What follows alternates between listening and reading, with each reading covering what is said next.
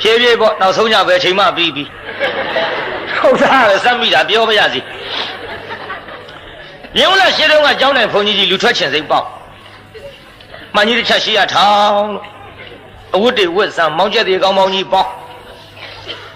ပစိုးကွက်ကြီးဝစ်နှုတ်ခမ်းမွေးကြီးတား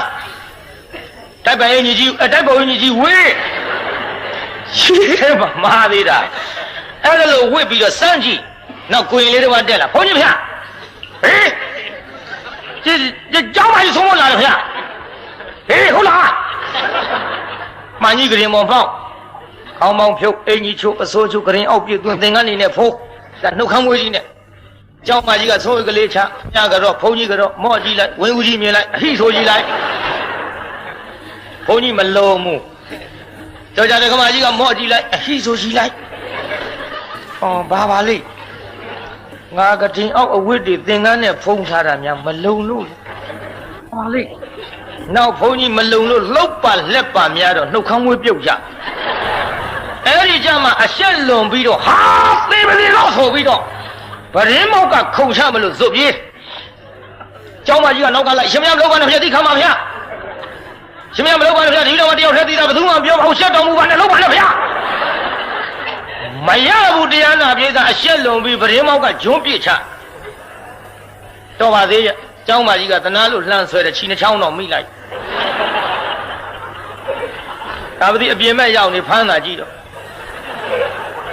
ကျောင်းမကြီးပြင်ဘက်မျက်နှာတစ်ချက်ထဲထွက်ရဲမလေးတော့မလေး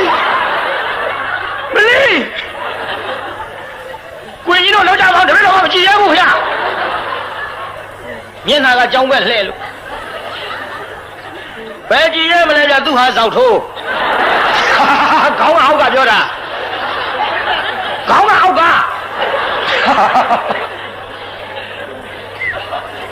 ကိုကြီးတို့လာကြပါခင်ဗျတပည့်တော်မကြည့်ရဘူးခင်ဗျ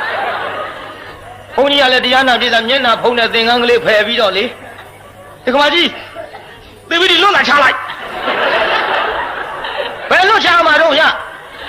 ကိုကြီးတို့လာကြပါဦးဗျဒီမဲ့ဒီကမကြီးတော့ကင်းညှို့ထားတဲ့ဘုန်းကြီးသေပြီးလွတ်လာချလိုက်ဆူညာလို့တရားနာပြည့်စုံနောက်တော့မှတော်ပါသေးရဲ့ကိုရင်ကြီးတွေမနှဲဝိုင်းပြီးတော့တင်ရကျောင်းပေါ်ရောက်အသက်မသေးပါဘူးဒါသည်ရှက်တာနဲ့နောက်9ရက်လောက်ခန်းထဲကမထွက်ဘူးဘယ်ထွက်မလို့တစ်ခါရှက်မှမဟုတ်ပဲနှစ်ခါရှက်ဖြစ်နှုတ်ခမ်းမွေးပြုတ်ကြတာကတစ်ရှက်ပြီးတော့တစ်ရှက်ပြီးသားကြီးထုတ်ပြောနေလို့ဖြစ်တာမှမဟုတ်